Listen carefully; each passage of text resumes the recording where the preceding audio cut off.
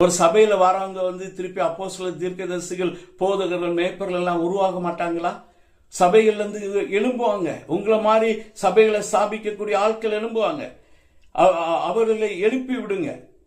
ஒரு ஸ்கூல்ல படிக்கணும், 12 கிளாஸ் படிச்சவரு அது பாஸ் பண்ணி அடுத்த கிளாஸ் போவான். ஒரு 15 வருஷம் 17 வருஷம் படிச்சா அவன் ஒரு டாக்டராவோ, ஒரு IAS ஆபீசராவோ, ஒரு அந்த ஸ்கூலுக்கு ஒரு டைரக்டராவோ அந்த மாணவன் வருவான். ஏன் இந்த சர்ச்சில் வர மாணவர்கள் மட்டும் தேரவே மாட்டேன்றாங்க? இது இந்த தொட்டில இருந்து சுடுகாடு வரைக்கும் நானே தான் அடக்கம் பண்ணுவேன்னு சொல்லிட்டு ஏன் நிக்கிறீங்க?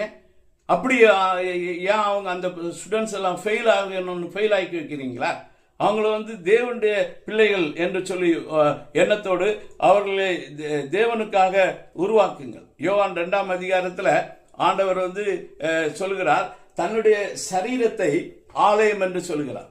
அங்க அவர் சொன்னாரு, இந்த ஆலயத்தை இடித்து போடுங்க, நான் 3 நாட்களில் அதை கட்டுவேன் என்று சொன்னார்.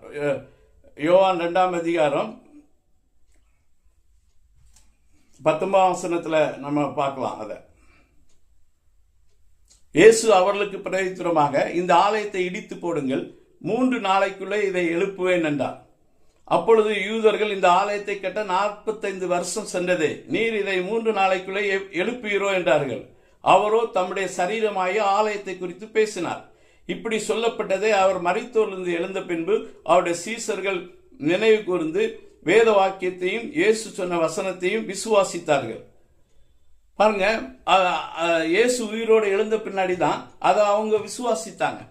ஏன்னா அவர் தன்னுடைய சரீரமாகிய ஆலயத்தை குறித்து சொன்னார். அவர் சொன்ன, இந்த ஆலயத்தை இடித்து போடுங்க, நான் 3ஆம் நாள்ல எழுப்புவேன் என்று அவர் சொன்னார்.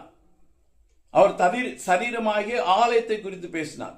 திருப்பி அதை பார்க்கும்போது நினைவு கூர்ந்து வேத வாக்கியத்தையும் இயேசு சொன்ன வசனத்தையும் அவர் விசுவாசித்தார். இதை கொஞ்சம் விசுவாசிங்க. ஊழியருக்கு சொல்றேன், முதல்ல ஊழியர்கள் மனம் திரும்புங்க.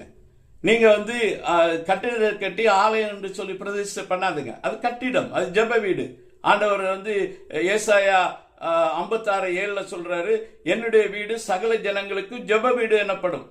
அது ஜெப வீடு தான். அது ஜெப வீடு என்று சொல்லி பிரதிஷ்டை பண்ணுங்க. அது ஒன்றும் இல்லை. அது ஒரு கட்டிடத்தை நம்ம தேவனுக்கு என்று பிரித்து வைக்கிறோம். இந்த கட்டிடத்தில் நம்ம மற்ற காரியங்களை செய்யாதபடிக்கு நம்ம ஜெபம் பண்றதுக்கு கூடி வருவோம் அப்படி சொல்ற ஒரு பிரதிஷ்டை பண்றது தான். அது தவறு அல்ல. அது 200 கோடிக்கு கட்டினாலும் அது ஜெப வீடு தான். 2 லட்சம் ரூபாய் இல்லைன்னா ஒரு ஓலை குடிசை தான் போட்டு பண்ணாங்கன்னா 20,000 ரூபாய்க்கு கட்டினாலும் அது ஜெப வீடு தான். அது